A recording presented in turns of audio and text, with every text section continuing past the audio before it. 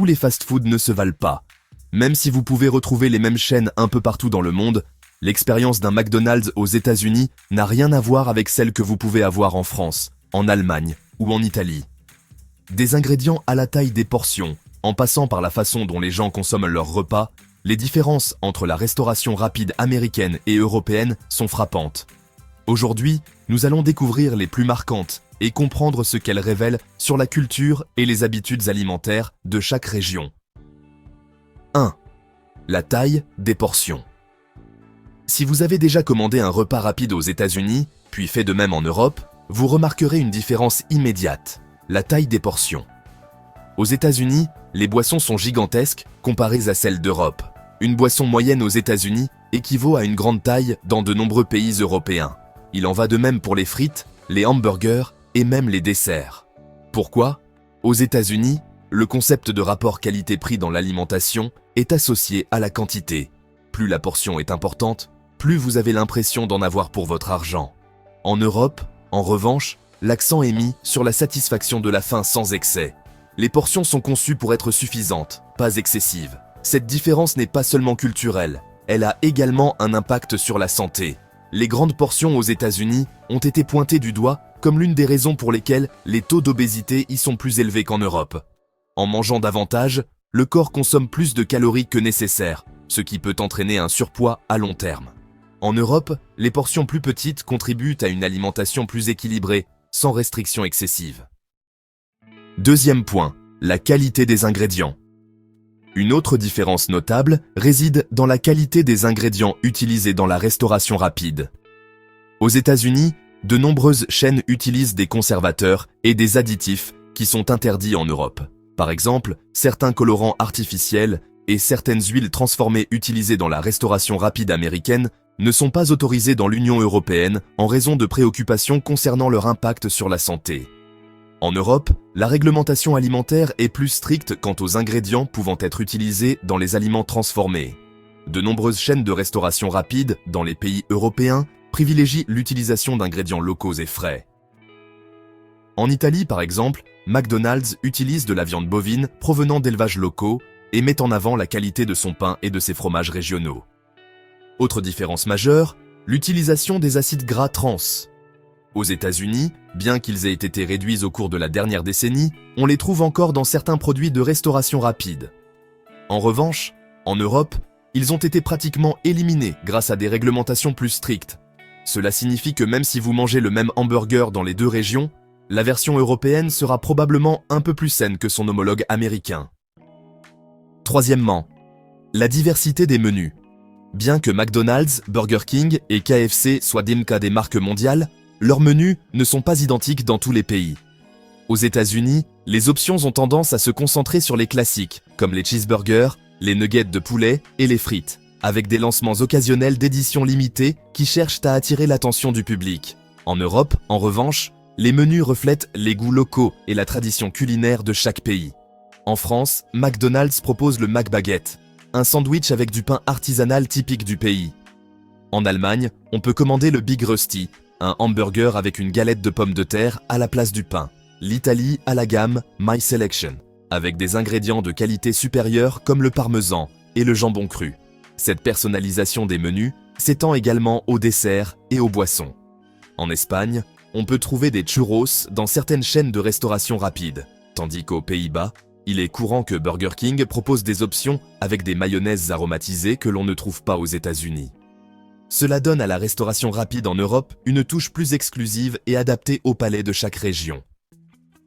Quatrièmement, les options saines. Ces dernières années, la demande d'options plus saines dans la restauration rapide s'est accrue, mais en Europe, ce changement a été beaucoup plus rapide et évident qu'aux États-Unis. Tandis qu'aux États-Unis, les chaînes ont introduit quelques alternatives comme des hamburgers à base de plantes et des salades. L'offre est plus large et mieux acceptée en Europe. Par exemple, en Suède, McDonald's a lancé le McVegan, un hamburger entièrement végétalien qui a connu un tel succès qu'il a été étendu à d'autres pays. Au Royaume-Uni, des options telles que les Veggie Dippers ont été ajoutées, une alternative aux nuggets de poulet. De plus, dans certains pays européens, Même les sauces ont été modifiées pour contenir moins de sucre et de sel. L'accent mis sur des options plus saines se reflète également dans les accompagnements. Dans de nombreux pays européens, il est courant de trouver des salades ou des fruits en accompagnement au lieu des frites, ce qui est encore moins courant aux États-Unis. Ce changement de perspective alimentaire est l'une des raisons pour lesquelles la restauration rapide en Europe a une image moins négative qu'aux États-Unis. 5. L'expérience de consommation. L'une des grandes différences entre la restauration rapide aux États-Unis et en Europe réside dans la façon dont on la consomme. Aux États-Unis, la vitesse est primordiale. Les chaînes sont conçues pour que le client entre, commande et reparte le plus vite possible. Les drive-in sont extrêmement populaires et beaucoup de gens mangent leur repas dans leur voiture ou sur le pouce. En Europe, l'expérience est généralement plus détendue. Dans de nombreux pays, même dans les grandes villes, il est courant de voir les gens manger sur place, savourant tranquillement leur repas. Dans certains endroits, comme la France ou l'Italie, McDonald's propose même un service à table, ce qui rend l'expérience plus proche de celle d'un café ou d'un restaurant décontracté. Cela se reflète également dans l'aménagement des espaces.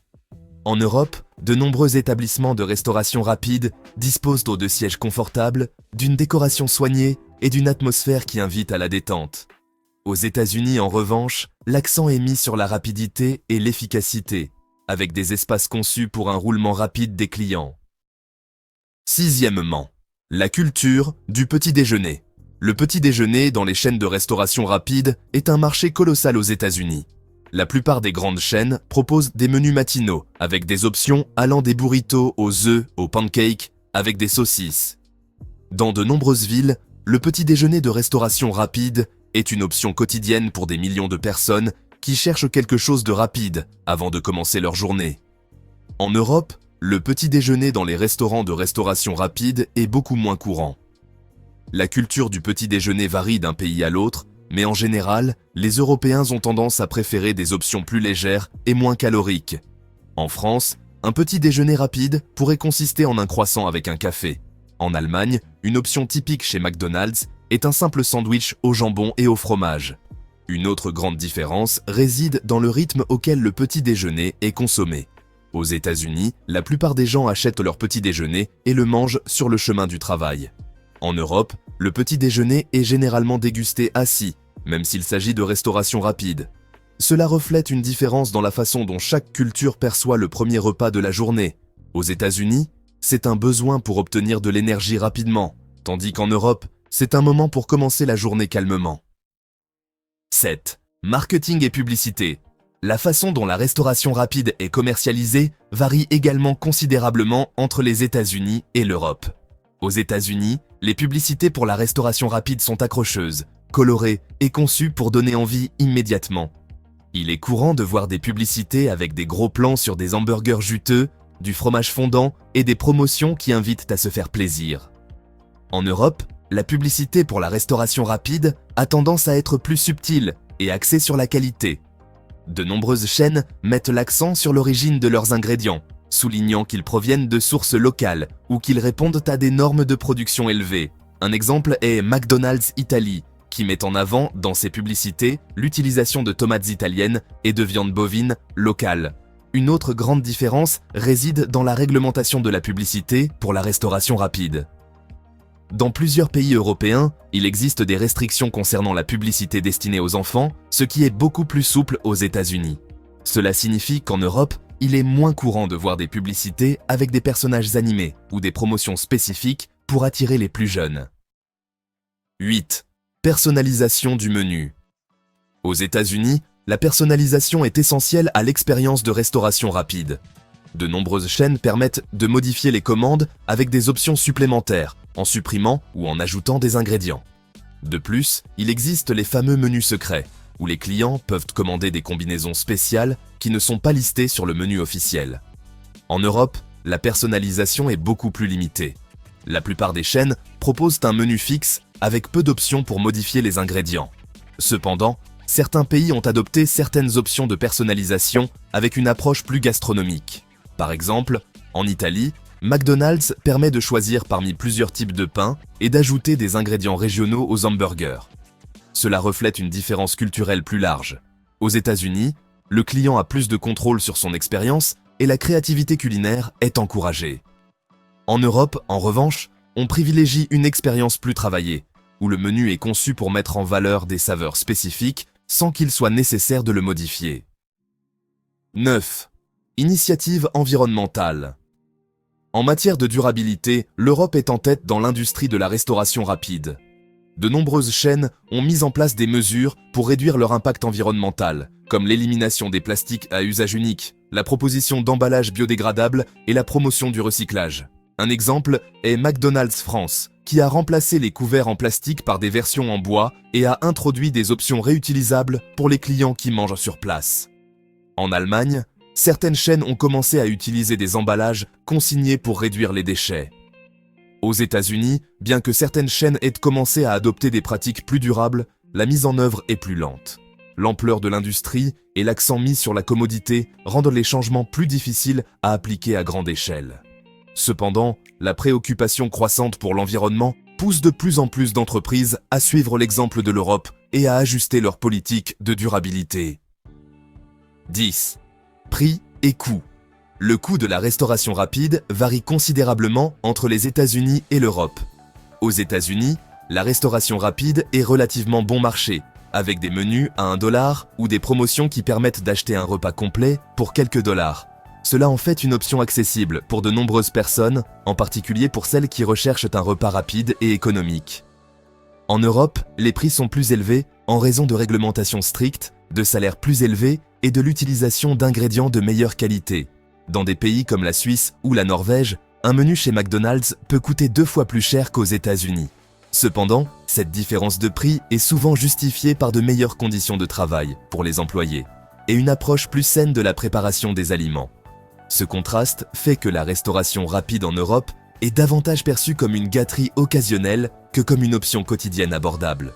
Aux États-Unis, en revanche, de nombreuses personnes ont recours à la restauration rapide régulièrement en raison de son faible coût et de sa facilité d'accès. 11. L'impact sur la santé.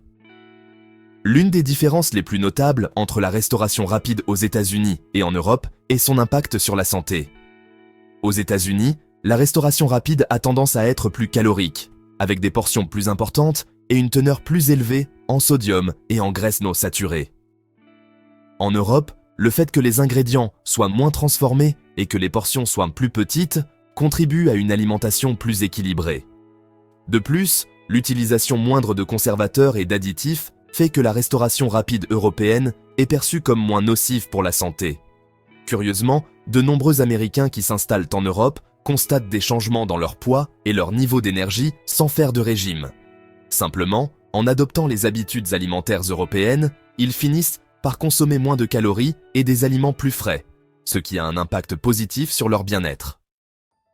La restauration rapide peut sembler être un concept universel, mais chaque pays l'adapte à son propre mode de vie.